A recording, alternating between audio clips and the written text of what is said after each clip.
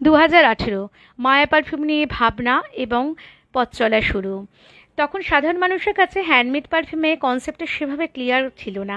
তার সত্ত্বেও তোমাদের সাথে যখন 2019-এ প্রথম থেকে ইন্ট্রোডিউস করায় মায়া পারফিউমকে, তোমরা আমাকে সহযোগিতার হাত বাড়িয়ে দিয়েছিলে।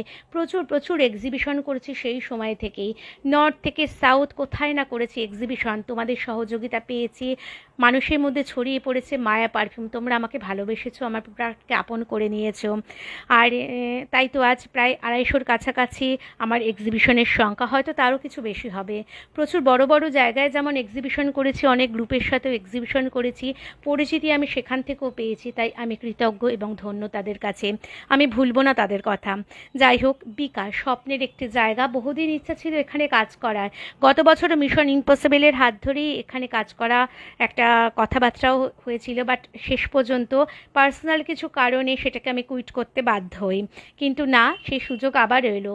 আগামী 7 এবং 8 তারিখ বিকা গার্ডেনে হতে চলেছে মিশন ইম্পসিবলের এক্সিবিশন। এই মুহূর্তে আমি দাঁড়িয়ে আছি গোলাঘাটা ফুটব্রিজে, যেটা ক্রস করলেই তোমরা পেয়ে যাবে বিকা গার্ডেন ব্যানার, এবং বিকা গার্ডেনের এন্ট্রান্সেই তোমরা মিশন ইম্পসিবলের গেট দেখতে পাবে, এবং মানুষের ঢল দেখেই তোমরা বুঝতে পারবে ভিতরে কি হতে চলেছে। তাই দেরি না করে সোজা চলে এসো 99 নম্বর স্টলে। আমি কিন্তু থাকবো তোমাদেরই অপেক্ষায়। তোমাদের সহযোগিতা কিন্তু চাই চাই। Thank you.